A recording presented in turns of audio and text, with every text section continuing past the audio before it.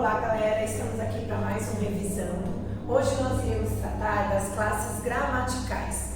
Dentre as classes gramaticais, nós possuímos 10 classes gramaticais. Dentre elas, nós temos 6 que são variáveis e 4 são invariáveis. Hoje nós trataremos do substantivo, que é uma das classes gramaticais maior que temos e com muito mais minuciosidades que nós precisaremos tratar, ok? Então vamos lá. Substantivo, como vocês sabem, é a classe gramatical de palavras, como nós já dissemos, variáveis. O que quer dizer o variável aqui em caixa alta? Está querendo chamar a atenção de vocês que os substantivos, eles sempre flexionam. Como que eles flexionam? Eles flexionam em gêneros, número e grau. Gênero masculino ou feminino, número singular ou plural e grau diminutivo, o substantivo normal ou aumentativo, que aí tem os seus desdobramentos, superlativo e etc e tal. Mas por conta dessa flexão que nós dizemos que os substantivos são variáveis, ok? Vamos para a classificação dos substantivos. A classificação do substantivo, ele pode ser comum e próprio. E aí nós lembramos das revisões das aulas passadas. Qual traço estilístico me deixa claro que é um substantivo comum? A letra minúscula. Por quê? O substantivo comum, ele é usado de forma genérica. Por exemplo, mãe. Quantas mães existem no mundo? Várias. Não é uma mãe específica. Então, é um substantivo comum, de uso genérico, e que eu utilizo com letra minúscula, ok? Temos também os substantivos próprios. Esses substantivos próprios, eles têm uso individualizado. Eu individualizo aquele ser que eu quero nomear. Então, aí eu utilizo com qual? Com letra maiúscula, que foi os nossos revisandos passados, ok? Bom, então é básico isso, o comum e o próprio. Tenho o substantivo simples. O simples, ele possui apenas um radical. E o substantivo composto, 2 ou mais radicais. Agora, gente, nós vamos entrar e falar um pouco de substantivo composto. Quando é simples, não tem o que se falar, né? Mãe, substantivo simples. Nós vamos falar do composto porque substantivo composto, ele sofre uma composição, já vem da palavra composto, ele sofre uma composição. Essa composição, ela pode ser de várias maneiras, né? Por exemplo, composição por justaposição. Quando é que eu tenho um substantivo composto por justaposição? A palavra já nos diz o que é justaposição. Eu utilizo duas palavras que permanecem com sentidos fonéticos, com os sentidos ortográficos iguais, eles não têm alteração, e me dão um novo substantivo, que vai ter um significado próprio. No entanto, essas duas palavras, elas não sofrem alteração. Então, é justaposição. Eu utilizo dois sem alterá-las e ganho um terceiro. Exemplo aqui, ó, arco-íris. Perceba, a palavra arco e íris permanece até a acentuação do íris. Não tem alteração. E arco-íris nos remete ao quê? Aquela colorida no céu, aquele elemento. Mas nós usamos dois elementos completos e criamos um outro, sem alterar a fonética. Veja que eu falo do mesmo jeito, arco e íris. Não muda o som e não muda também a ortografia, ok? Então, isso é um substantivo composto por justaposição, ok? Outro exemplo, beija-flor.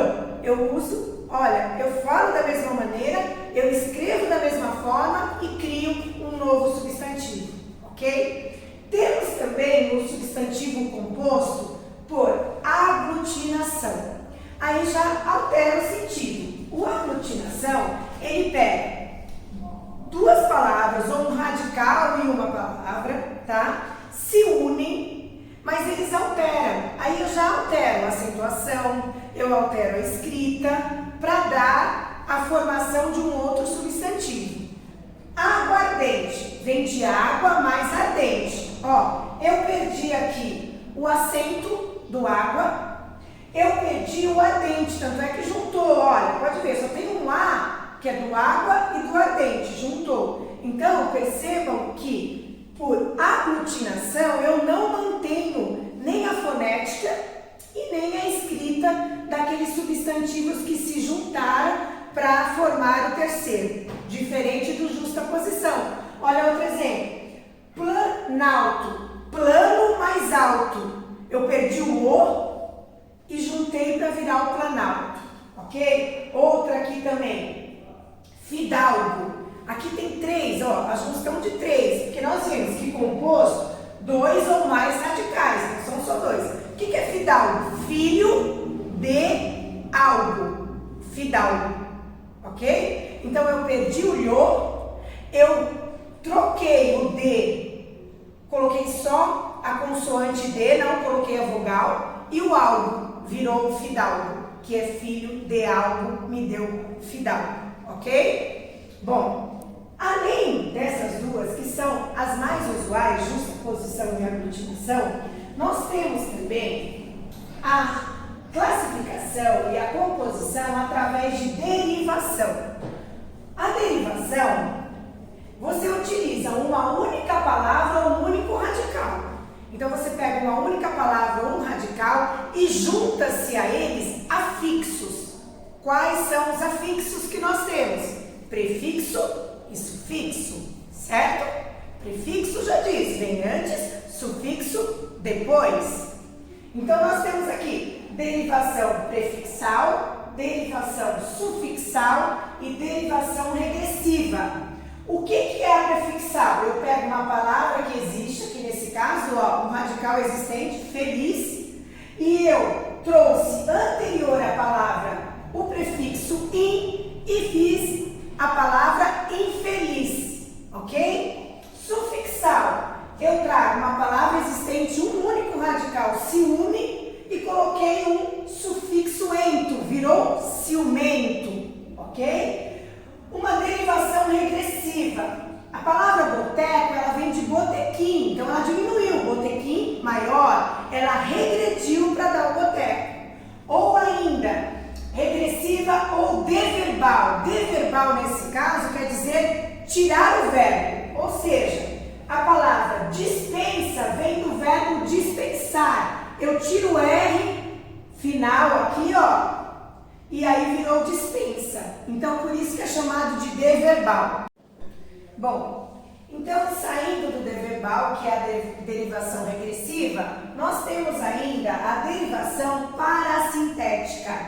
Parasintética, você pega o radical e une a eles para, vai ser os dois. Você vai unir ao mesmo tempo um sufixo e um prefixo e um sufixo. Então, quer dizer, você vai pegar o radical e trazer dois afixos. Quais? O prefixo e o sufixo. E aí você vai formar uma nova palavra.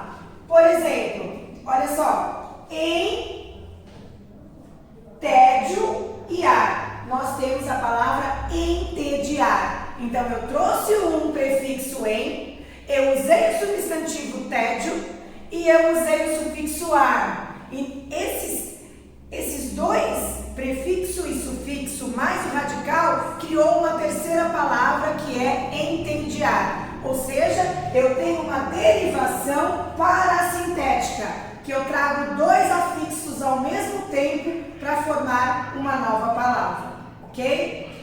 E nós temos também, gente, a derivação imprópria, ou também chamada de conversão. O que é isso? A imprópria conversão, eu utilizo a mesma palavra para duas classes gramaticais distintas. Por exemplo, jantar. Eu posso dizer, o nosso jantar, ó, tem um pronome e um artigo. O nosso jantar será, ou será que é o verbo, às 20 horas. Ou seja, o nosso jantar, nesse caso, está como substantivo, certo? Está como substantivo. O nosso jantar será às 20 horas. Qual a classe gramatical? Substantivo nesse caso. E eu posso utilizar como verbo, né? você irá jantar?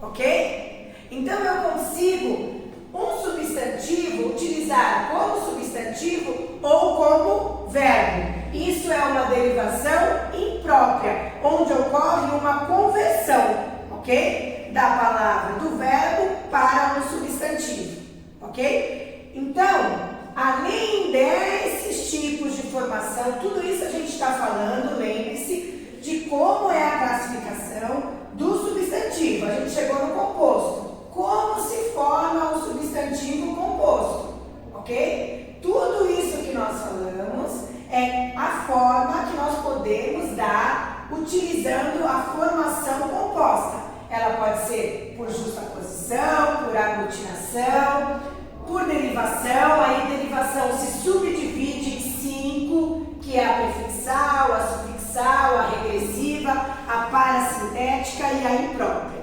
ok? Temos também outros tipos de formação de palavras, para vocês verem como a classe gramatical substantiva ela é bastante extensa. Podemos também ter uma formação de substantivo através da abreviação. Por exemplo, a palavra foto, ela vem de fotografia. Então, eu abreviei fotografia e virou foto. Eu tirei a grafia, certo?